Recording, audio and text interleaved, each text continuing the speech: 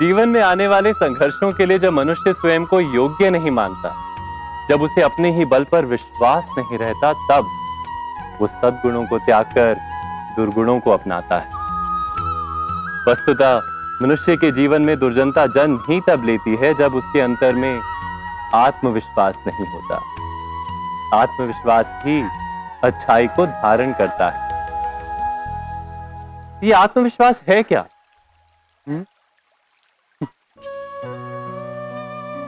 जब मनुष्य ये मानता है कि जीवन का संघर्ष उसे दुर्बल बनाता है, तो उसे अपने ऊपर विश्वास नहीं रहता। वो संघर्ष के पार जाने के बदले संघर्ष से छूटने के उपाय ढूंढने लगता है। किंतु जब वो ये समझता है कि ये संघर्ष उसे अधिक शक्तिशाली बनाते हैं, ठीक जैसे व्यायाम करने से देह की शक्ति बढ़ती है, तो प्रत्येक संघर्ष के साथ उसका उत्साह बढ़ता है। अर्थात आत्मविश्वास और कुछ भी नहीं, मन की स्थिति, जीवन को देखने का दृष्टिकोण मात्र है। और जीवन का दृष्टिकोण तो मनुष्य के अपने वश में होता है ना।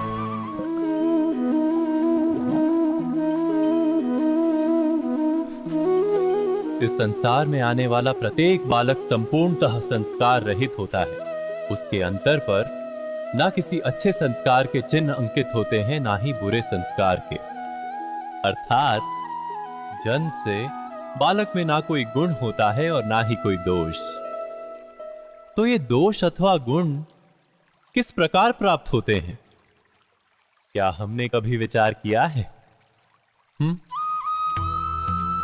जो बात माता पिता के मुख से निरंतर सुनी जाती है, वही बात उनकी संतानों के हृदय का संस्कार बनती है। जैसे किसी गांव में नदी तट तक एक पगडंडी बन जाती है केवल उस मार्ग पर बार बार चलने के कारण। अर्थात माता पिता के हृदय की इच्छाएं उनकी संतानों के हृदय का दोष अथवा गुण बनकर जन्म लेती हैं। क्या ये सत्य नहीं? पर फिर भी जब उनकी संतानों में कोई दोष दिखाई देता है, तो माता पिता आश्चर्य और दुख से भर जाते हैं। माता पिता का हृदय ये प्रश्न करता है कि उनकी संतानों में ये कुसंस्कार आए कहां से।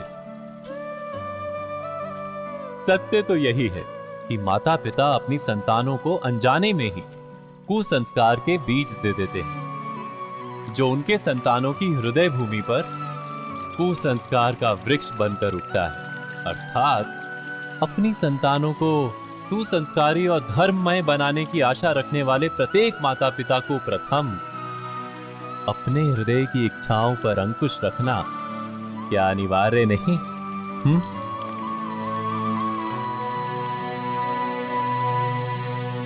प्रत्येक माता पिता इस पर विचार अवश्य कीजिएगा।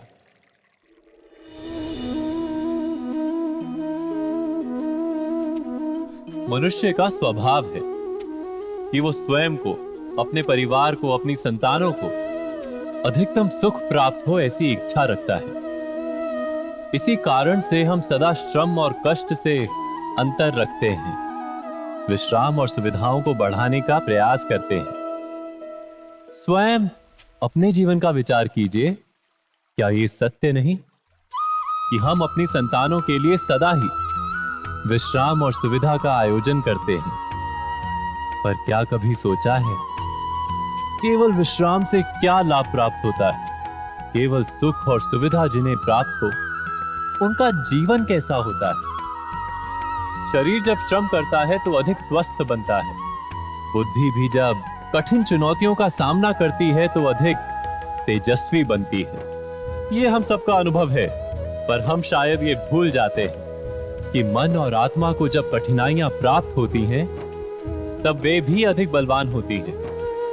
अर्थात जब भी हम अपनी संतानों को श्रम और दुख से दूर रखने का प्रयास करते हैं, क्या वास्तव में उनके सुख का मार्ग बंद नहीं कर देते?